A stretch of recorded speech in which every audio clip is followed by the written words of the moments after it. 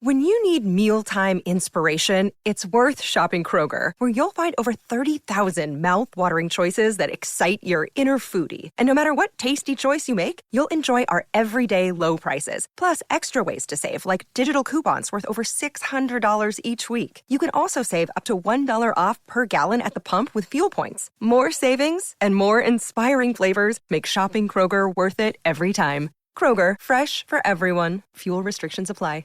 Thanks for choosing this free Anfield Index podcast. If you'd prefer to listen to this or any of our other shows without adverts, then now's the time to check out Anfield Index Pro. With AI Pro, you can supercharge your entire listening experience. You'll not only get all of our podcasts without the ads, but you'll have them far faster with our Quick Publish feature available exclusively for subscribers. AI Pro also puts you in the heart of our sound studio, with an option to listen to many of our shows live and interact with the podcasters in real time as the shows are recording. Upgrading couldn't be easier. AI Pro is available on all popular podcast platforms. Just head on over to AnfieldIndexPro.com and get started today. Hello and welcome to the Daily Red, your lunchtime catch-up on all things Liverpool FC on a Sunday where I'm actually not here. This is being recorded on Saturday, so today I am going to react to the latest Liverpool news because Saturday's pod was our interview with Ben Boxak. So if you haven't heard that one, do go back and listen. I am stepping in today. Originally thought Dave Davis was on holiday this weekend. Turns out he's not. It's next weekend and the weekend after, but I'm here anyway. So today, Craig Hope in the Daily Mail reported that Liverpool had been offered the chance to sign Anthony Gordon in a deal that would have been cash plus Jarrell Quansah, and we turned it down. David Lynch then reported the same thing. Pretty clear the leak came from Newcastle. Doesn't sound like we really entertained it. Now, of course, that hasn't stopped your friendly in the nose from pretending to have all manner of insight, including information such as the player and his agent are furious. His head's been turned. He's really upset now. And all kinds of other shite. Newcastle do need to sell a player by today, as you're listening, by Sunday at midnight. And Gordon is one that they could sell. Isak is another that they could sell. Guimaraes is another. But more likely is that they sell Minta or they sell Elliot Anderson. And in speaking with Newcastle fans today, they think this is a couple of things from the club. This is a ploy from the club where they've approached us as they approached approached Chelsea over Isak with a really unrealistic deal. For Isak, 130 million, knowing Chelsea couldn't afford it, but making sure that story hit the papers. For us, a large sum of money plus Quansah. Quansah, who by himself, I would say is more valuable than Anthony Gordon. Young elite centre-backs are a very rare commodity, and I would say if we were putting Jarrell Quansah on the market, we'd be looking for somewhere in the 50 to 60 million range. Pacey wingers are 10 a penny. You can find them anywhere, especially ones that are limited on the ball, ineffective against deep blocks, and really just transition players. You can find them pretty much anywhere and develop them, which is what you'd have to do with Gordon. If we could get Anthony Gordon for 45 million, grand. Fine, absolutely, sign him up. But Newcastle allegedly want over £100 million for him, which he just isn't worth anything close to. And I know people are getting very excited because, he's one of only a certain amount of wingers to have 10 goals and 10 assists in a season. Right, and what? And what? He's had one good season in his career and he's 23. And the season in which he had it is the most inflated season in Premier League history. So, just as an example, right? 27 players had 8 or more assists in the league alone last season. If we look back at the previous 10 years, the average for 8 or more assists was 13.2 players across 10 years. Last season was over double that. The highest in that 10-year run had been 16. The lowest was 10. The average was 13.2. Last season, it was 27. In terms of, and the reason I used 8 was because Anthony Elanga had 8 assists last season. In terms of goals scored, 30 or more players had 10 or more goals. Over the last 10 seasons, which is 2022, which is from 2013-14 up through 22-23. So taking out last year, the 10 years before that, the average was 23.8 players scoring 10 or more. Last year is one of 2 outlier seasons. 30 last season, 32 in 18-19. It's ranged from 18 to 27 other than that. In terms of the defensive side, because last season's the worst defensive season in Premier League history. So teams that concede 50 or less goals, less than 50, so 49 or less in the Premier League. Across the same 10 seasons, the average was 8. Last season, it was 3. And teams conceding less than 60, so 59 or less, 14.5 across 10 seasons, including multiple seasons with relegated teams conceding less than 60. Last season, it was 6. Last season's an outlier. Last season is a fluke. Last season, Ollie Watkins led the league in assists. Does anyone believe Ollie Watkins is the best creator in the Premier League? Last season, Ollie Watkins was one of the best goal scorers in the league. Now, Ollie Watkins is a very good striker. I'm not suggesting otherwise, but he certainly isn't one of the best goal scorers that would come to mind. Last season, Ollie Watkins had 19 goals and 13 assists. Dominic Solanke had 19 goals. We saw a lot of fluke outliers last year, like outcomes last year. Like, let's take Cole Palmer, for example. Cole Palmer had 22 goals and I think 11 assists in the league last season. Does anyone think those numbers are going to be sustainable for Cole Palmer? I don't. Do you? Do you really think those are sustainable numbers? Because, you know, he did the same thing that Gordon did last year, but he did it in much more impressive fashion. And he did it to a far greater extent.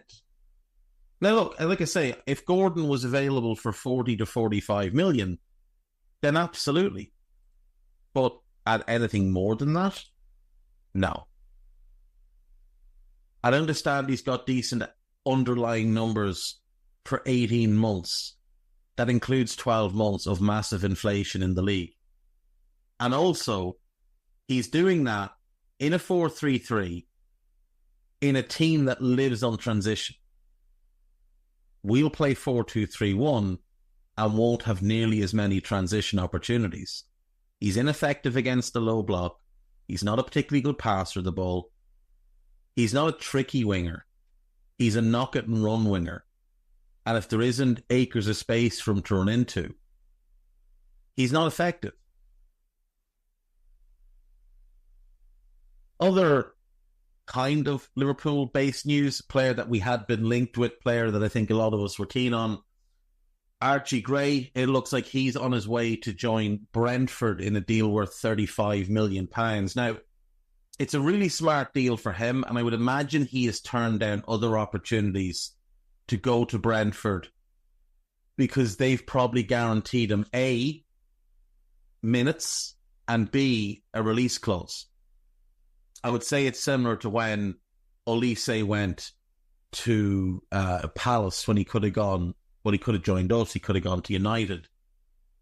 I would guess Brentford have guaranteed Archie Gray a certain amount of minutes next season that's, pretty high, and they've guaranteed him a release clause probably in the 60 to 65 million range. It's a smart move for them because they'll make a good profit on him in 2 years' time. It's a good level for him. They're a mid-table, bottom half Premier League team.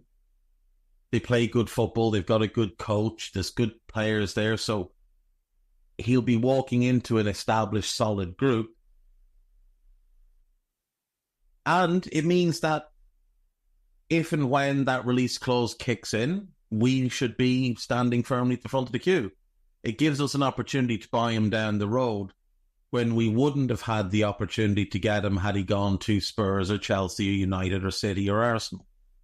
So even though it's disappointing that we haven't been able to go and get him, it's possible that we tried and that he said he wanted a certain guarantee and we couldn't give him that guarantee. So he's decided to go to Brentford. But in 2 years, we will be able to guarantee him a spot because he'll be that good.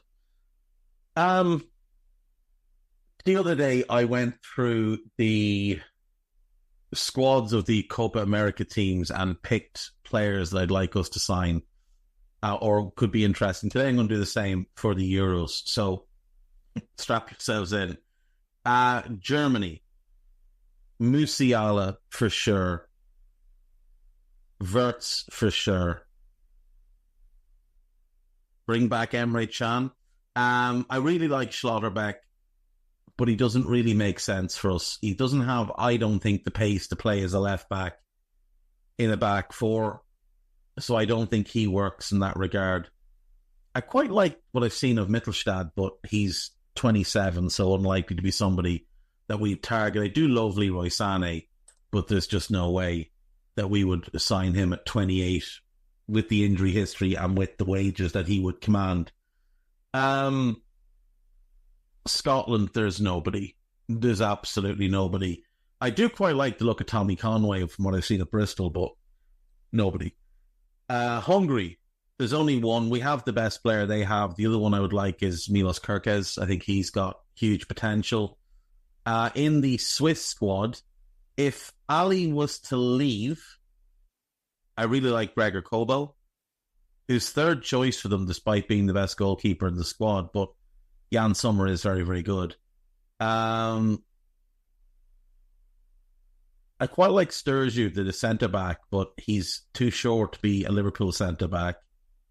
None of the midfielders would interest me. And I like Amdoni, but he wouldn't be a player for us. In terms of the Spanish squad then, none of the goalkeepers, none of the defenders. It's actually a very mediocre group of defenders when you look at that Spanish squad. Carvajal, Lenormand, Nacho, Vivian, Grimaldo and Laporte. Not great, is it? And Cucurella, of course. In midfield, I still like Fabian Ruiz, but his age counts against him. I like Alex Bennett. We'd obviously all take Rodri. I'd rather take Nico Williams than Anthony Gordon, if I'm being honest. I'm not overly keen on either of them because I think they're a bit too predictable and rely too heavily on one aspect, which is pace. But I'd rather him because he's 18 months younger. I love Zubimendi. I would take him. We'd obviously all take Pedri. And obviously Lamine Yamal, everybody in the world would take. I like Dani Olmo, but he's too injury prone. Croatia, we'd all take Guardiola if given the chance. People that say they wouldn't are lying to themselves. Still like Lovro Meyer, but no. Luka Sukic is interesting, but he hasn't really kicked on the last 12 months from what I've seen. Maybe people that have watched more of Salzburg will be able to say otherwise, but it'll be a pass on the Croatians for me. In the Italian squad then, obviously Calafiori, obviously Bastoni. I liked Frattesi, but not so much for us. Barella we'd all take, I think. Doesn't really make a whole lot of sense for us, but he's still a great player. And that's pretty much it. In the Albanian squad, I think it's going to be a hard pass. Do like Marash Kumbula. He's not getting in his national team squad, so no. His national team, so we'll say no. Slovenia, Group C. Again, if Ali left, I would take Jan Oblak, but otherwise, you're okay. I do like Jakub Vijol, but he'd be a 4th or 5th centre-back for us. Sesko, but we don't really have the need for him, so it doesn't make a whole lot of sense. The Serbians, I take Rajkovic as a backup keeper. He's quite similar stylistically to Ali. I do quite like Pavlovic, the big centre-back. Milinkovic-Savic, that ship sailed a couple of years ago. I still do like Dusan Vlahovic, but he's an absolute stinker of a tournament. England. None of the goalkeepers. I do like Guehi. I would take Guehi. I'd take Adam Wharton without question. Obviously, you'd take Jude. You'd obviously take Foden. You'd take Saka. And I do like Eze. So, yeah. Group D. Poland. I think it's going to be a hard pass on the Poles, to be honest. There's no one in the Polish squad that jumps out. The Dutch, I'd take Verbruggen as a backup, long-term successor to Ali. I would take Nathan Aki, although he is 29 now, so it wouldn't make much sense. I'd take Mickey van de Ven in a heartbeat. None of the midfielders. I do like Frimpong. But he's a wing-back. He's not a full-back. And maybe he's a winger, but he's very different to what we have had. The obvious one is Xavi Simons, who's just immensely gifted, but I'd like to see more. I'd like to see him just take over games a bit more. Like, I thought he had a pretty good season for Leipzig, but I still felt he could have produced more. And again, that might just be the Leipzig system, and, he doesn't start every game, he doesn't finish every game that he does start. They're careful with their players, Leipzig, to be fair to them. They don't really overtax anybody. But after the season he had with PSV, I was really hoping he'd go to Leipzig and really put up impressive numbers, but they were okay. They weren't great. Austria. I like Danzo as a backup centre-back. I like Sievold. He's a pretty decent number 6. I like Baumgartner. He's decent. But that'd be it for them. France. Magnon, if Ali left. Koundé, you wanted to move Trent forward. I'd take Saliba as a backup to Virgil. Teo Hernandez, absolutely. Camavinga, yes. Tchouameni, yes. Warren Zaire-Emery, absolutely yes. Obviously, Mbappe is a yes. And Bradley Barcola would be the other forward player that I quite like from the French squad. In Group E, then, Belgium. I like Zeno de Baspi's going to Sporting. He really, really stalled in his development over the last year or so, and he didn't look particularly good in this competition thus far. Though he looked better than Yannick Carrasco did at left back. I like Astor Franks, but he hasn't kicked on his development. He's still very talented and only 21. I definitely take Onana. I would definitely take Onana. And of the attackers, I mean, Bakayoko is talented but needs a lot of development. Doku is talented but needs a lot of development. The one you take is Openda, but he doesn't really make sense with Darwin. Now, maybe you play Darwin as a 9, him on the left in a 3, and put a really creative player on the right. And unfortunately, that really creative player would have been Michael Olise, and he's going to Bayern. That front 3 I could see working. But other than that, I don't really know how Openda and Darwin works together. Slovakia. None of the defenders. Quite like Laszlo Benz. I think it's a hard pass on the Slovaks. Romania. I do like Dragosin. I think Spurs got a good player there. I like Razvan Marin, but he's 28, and I'm not sure he's of the level that we need. He'd be a good stopgap, but we have Endo as a stopgap, and none of the forward players. And then finally, Ukraine. I really like Anatoly Trubin. I think he's going to be a great goalkeeper. I do like Lunin as well. I think he's very good. So I take either of them as a backup to Ali. Trubin is the one I could see being an Ali successor. I do like Zabarny, but I'm not sure he could play how we play. In midfield, Sudakov is the obvious one, but again, awkward fit, given we have Alexis, but you could play Alexis as a 10, I suppose. And I do like Dovbyk. As a different type of 9, Dovbyk would be interesting. Like if Jota left, Dovbyk as the alternative to Darwin could be interesting.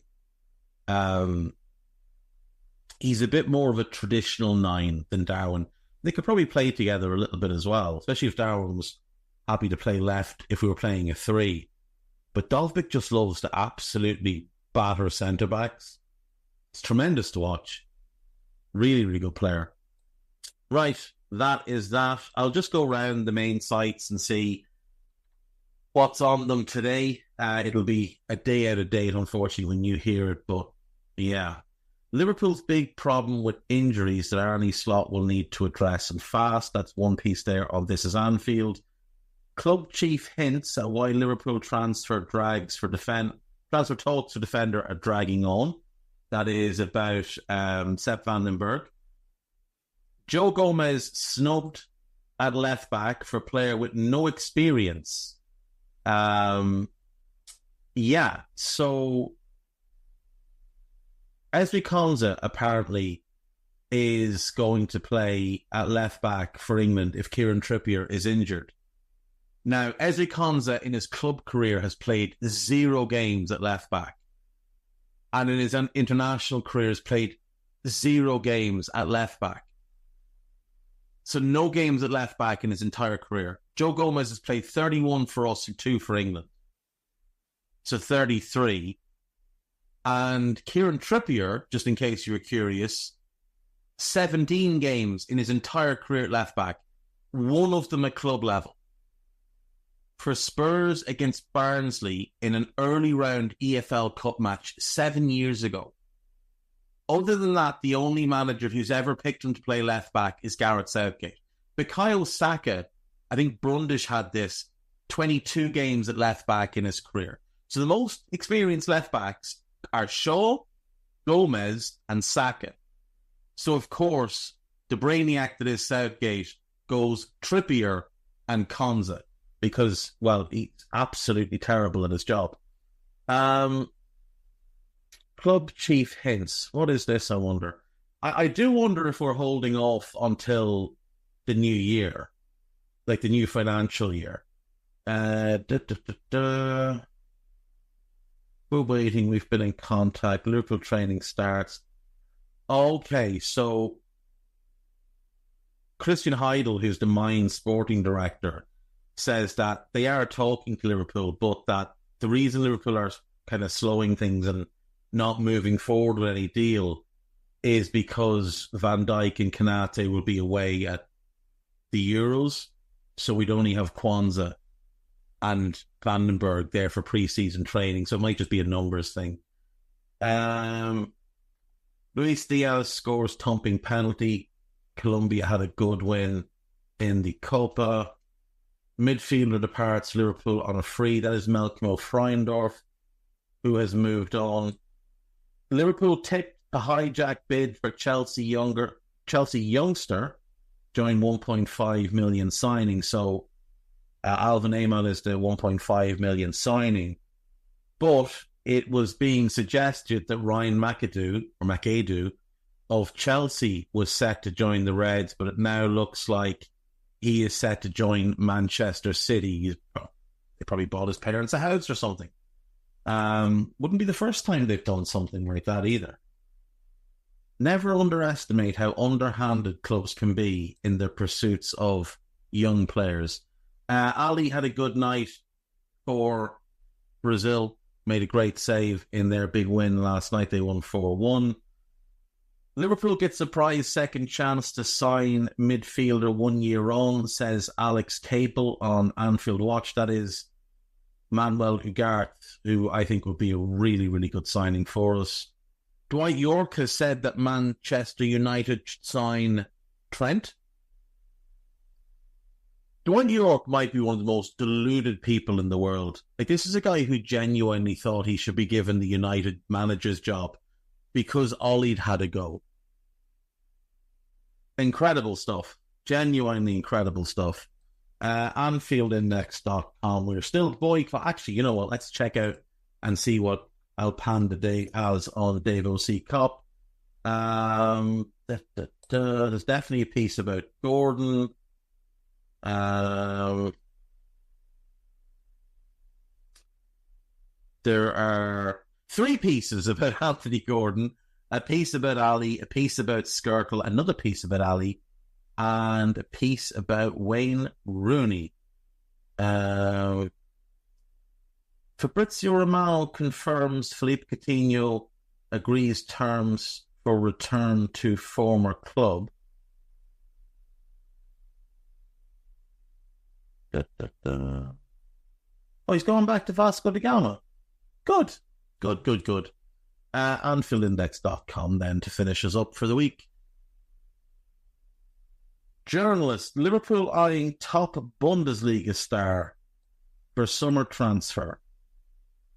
Report, Liverpool striker opens up on Premier League challenges and Klopp influence. That's about Darwin. There's a piece there about Frauendorf, who's obviously, like I said, leaving. Piece about Anthony Gordon. Liverpool eye defender, that is Calafiore. And then Kasunu of Bayer Leverkusen is allegedly the player we're interested in. But that's according to James Brook from Rousing the Cop, who I don't know. So, yeah, maybe.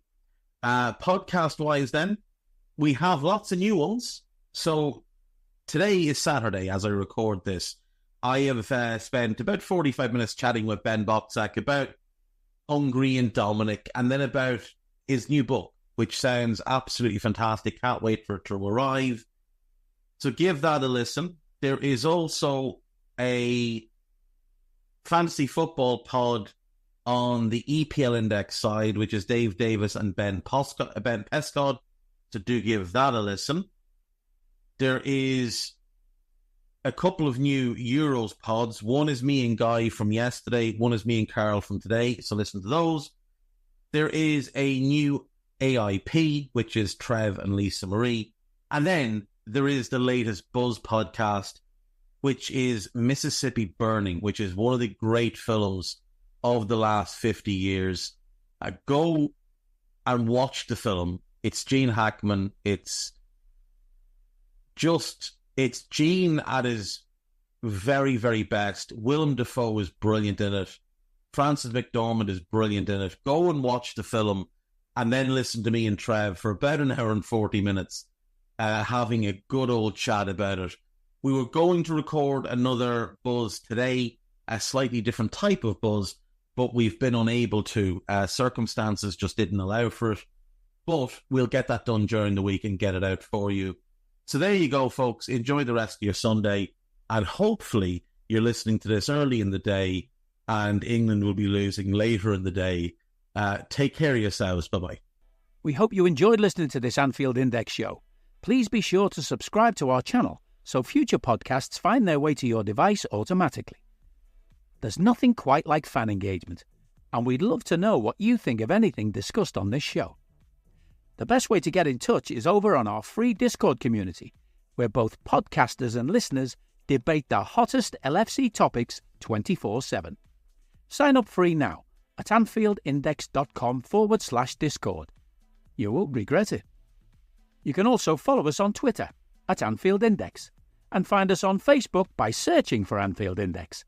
Oh, and before you go, we'd love it if you could leave us a 5-star review on your favourite podcast app. It only takes a couple of seconds, and it means the world to the people who create these free shows. Sports Social Podcast Network. Warmer weather is here. Can your home's AC keep up? Are you worrying about sweltering bedrooms, suffocating home offices, or other annoying hotspots? A single-zone heat pump system from Mitsubishi Electric adds complete comfort control to the rooms where you need it most, without having to add new ductwork. All electric, energy efficient, and perfect for all climates. Heat pumps are a great way to keep any space comfy year-round. Learn more about Mitsubishi Electric products at patriotair.com.